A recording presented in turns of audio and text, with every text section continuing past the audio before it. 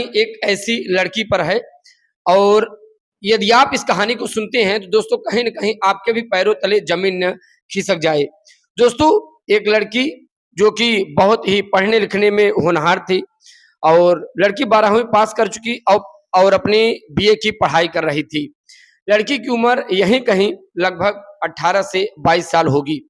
दोस्तों ये लड़की जब अपने इंटर की पढ़ाई करके बीए कर रही होती है और इसके रिश्तेदारी में यानी कि आप कह सकते हैं इस लड़की के मामा के यहाँ शादी विवाह कोई न कोई रस्में यानी कुछ न कुछ शादी मामा के बेटे की पड़ती है।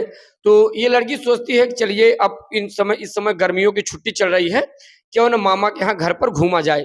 दरअसल दोस्तों ये लड़की अपने मामा के घर जाती है घूमने के लिए।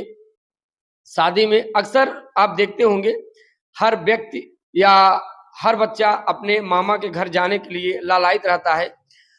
इन सब की तरह यह लड़की भी अपने मामा के घर जाने के लिए तैयार हो जाती है कि चलिए मामा के घर पर मामा के बेटे की शादी है, हम लोग वहीं पर थोड़ा 15 से 20 दिन घूमेंगे टहरेंगे, मौज मस्ती करेंगे। जब ये लड़की अपने मामा के घर दोस्तों जाती है और शादी विवाह का जो रस्म होता है जब दोस्तों ये पूरा हो जाता है, वहाँ पर मामा के यहाँ काफ़ी रिश्तेदार आए थे, बारात वारात आती है दोस्तों और ये सब लगभग पूरा हो गया था। जब ये पूरा हो जाता है और लड़की की विदाई हो जाती है, सब कुछ हो जाता है, तो कहते हैं ना कि एक दिन ऐसा समय होता है जब सब कुछ हो जाता है, जब दूसरा दिन होता है, उस दिन लगभग की सब बुआ होती है, मौसी होती है, चाची होती है, जो भी होते हैं सब एक दूसरे से बातें करते हैं। बात करने में बड़ा ही आनंद आता है। दोस्तों वो लड़की भी रहती थी मामा के यहाँ और एक दिन होता क्या है, सब चले जाते हैं लेकिन वो लड़की जब अपने मामा के यहाँ से अपने घर आने के लिए प्रयास करती है यानी अपने घर आना चाहती है, तो मामा के जो घर वाले हैं कहीं न कहीं उस लड़की को रोक लेते हैं। कहते हैं बेटी तुम क्या करोगी घर पर जाके, तुम यहीं रहो, अभी कुछ दिन और 1-2 महीने रुको फिर तुम घर पर जाना। अब उस लड़की का नाम होता है सालू। सालू कहती है कि ठीक है कोई बात नहीं, हम मामा के कहने पर यहाँ लगभग 15 से 20 दिन और रुक जाते हैं। कोई बात नहीं, हर दिन की तरह लड़की एक दिन फिर वहाँ पे रुक जाती है। जैसे ही वो लड़की अपने मामा के घर रुकती है, मामा के 2 बेटे होते हैं, एक का नाम होता है रोहित, दूसरे का नाम होता है मोहित। मोहित मामा के बेटे, मामा का बड़ा लड़का था, कहने का मतलब उस घर में जिसके घर वो लड़की गई थी अपने मामा के यहाँ, उसके मामा का बड़ा लड़का था रोहित। और रोहित क्या करता है, उस सालनी से कहीं न कहीं उल्टी सीधी हरकतें, आप ये भी कह सकते हैं कि फ्लर्ट करना शुरू कर देती है। अब फ्लर्ट करना शुरू कर देता है रोहित। दोस्तों होता क्या है, वो लड़की काफ़ी दिन से रुकी रहती है, सोचती है चलिए ठीक है हम लोग मामा के यहाँ ही रहेंगे, कोई दिक्कत नहीं है, यहीं पर रहते हैं। लेकिन रोहित कहीं न कहीं मामा और भांजी के रिश्ते को बदनाम कर रहा था। अब दोस्तों होता क्या है कि जो रोहित था, रोहित कहीं न कहीं सालू के साथ उल्टा सीधा संबंध बनाने के लिए प्रयास करता रहता था। सालू कई बार मना करती है, हरकती भी है कि ये तुम जो हमारे साथ कर रहे हो ये बहुत बुरा कर रहे हो, ये हमारे साथ तुम सही नहीं कर रहे हो। रोहित कहता है कोई दिक्कत नहीं, लगभग की पूरी दुनिया में से लगभग सब लोग करते हैं। कहीं न कहीं रोहित इस तरीके से सालू को उल्टा सीधा पढ़ाकर घिनौने कार्य को अंजाम देने जा रहा था। दोस्तों होता क्या है, इस प्रकार से 1-2 महीने समय बीतता जाता है और इस तरीके से रोहित सालू को बहला फुसलाकर उसके साथ एक ऐसी ही शर्मसार घटना को अंजाम देता है।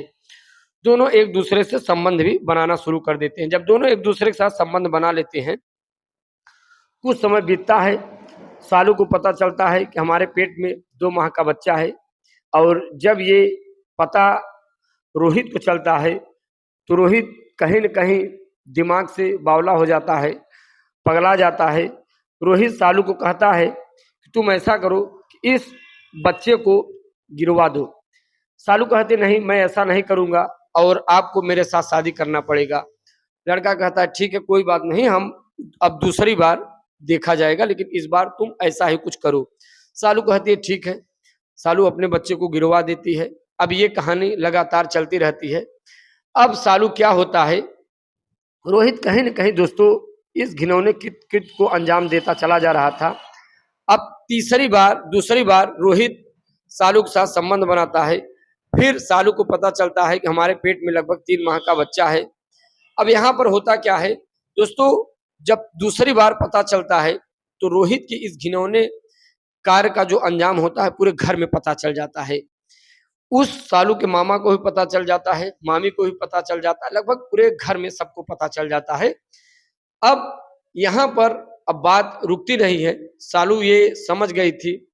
अब ये जो है बिल्कुल लाइन आप कह सकते हैं एक रेखा के बाहर चला गया है। अब कहीं न कहीं इसको आगे बढ़ाना चाहिए। सालू रोहित से कहती है कि आप हमारे साथ ऐसा गलत काम किए हो, आपको हमारे साथ शादी करना पड़ेगा। रोहित कहता है ठीक है, हमारे पिताजी राजी हो जाएंगे तो हम शादी कर लेंगे, कोई दिक्कत नहीं है। यहाँ पर रोहित तैयार हो जाता है, सालू भी तैयार हो जाते हैं, लेकिन जो रोहित के पिता होते हैं वो तैयार नहीं होते।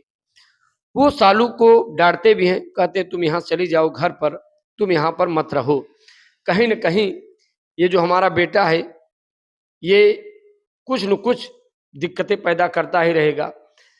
सालू कहती है कि नहीं, अब हम यहाँ से नहीं जाने वाले हैं, अब हमें रोहित से ही शादी करनी होगी। सालू के दिमाग में कहीं न कहीं ये चल रहा था।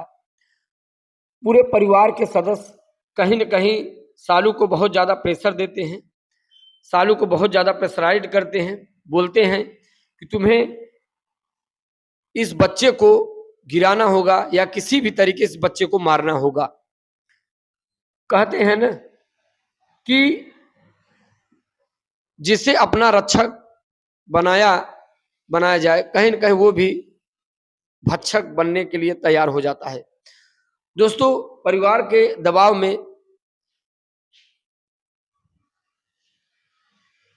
दोस्तों फिर होता क्या है, ये अब जो समस्या थी पुलिस थाने में जाता है।